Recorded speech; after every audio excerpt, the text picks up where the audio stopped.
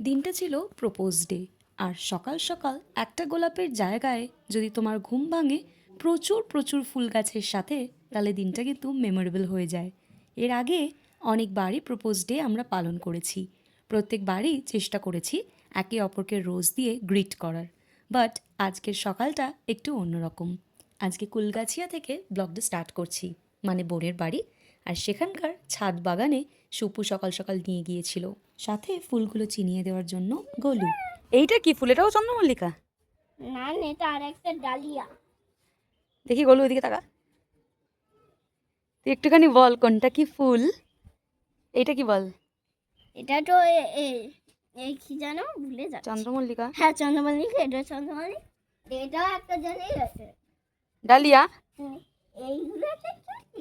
দেখো এগুলো তুমি না রে, এই দেখো নাচে খুলে পড়লে তারপরে তোকে পিটাবে।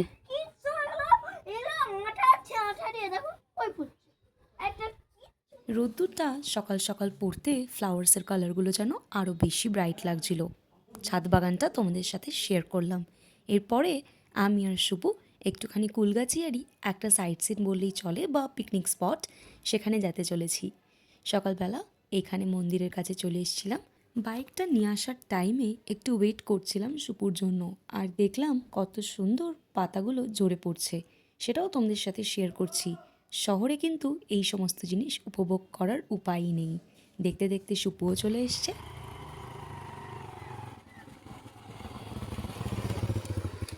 আমাদের গন্তব্য আজ উলুবেড়িয়ার কাছে এই 58 গেট। 58 গেট মানে ওই একটা ড্যাম বা রিজার্ভার, যার 58খানা গেটস রয়েছে। সাধারণত রেইনি সিজনে তোমরা যদি আসো তাহলে কিন্তু এখানকার ফ্লো বা ওয়াটার লেভেল চেক করতে পারো। তাছাড়া শীতকালে কিন্তু এখানে জমিয়ে পিকনিক হয়। তাছাড়াও এই যে লেকটা দেখছো, এখানে কিন্তু ফেরি রাইড বা বোট রাইডও হয়ে থাকে। ভীষণ ভালো এবং মনোরম একটা প্লেস। এবং আমরাও দেখলাম যে অনেকেই কিন্তু এখানে বাড়ির থেকে সমস্ত সরঞ্জাম নিয়ে এসে একটা পিকনিক মতন করছে। তাছাড়াও আছে বোট রাইড, একটা জু। ঘুরে দেখতে পারো এরকমই একটা সুন্দর পিকনিক স্পট, এবং শীতকালে কিন্তু জমিয়ে পিকনিকও করতে পারো ফ্যামিলির সাথে। ভীষণ সুন্দর লাগছিল দেখতে, তাই তোমাদের সাথে শেয়ার করলাম। এদিকে বাড়িতে কিন্তু চিকেন কষা একদম রেডি। আজকে আমরা এটা দিয়েই করব দুপুরের লাঞ্চ। তারপরে যে যার বাড়ির উদ্দেশ্যে রওনা দেব। তাছাড়াও এরপরে তোমাদের সাথে কালী পুজোর ব্লগসগুলো আমি কিন্তু শেয়ার করব।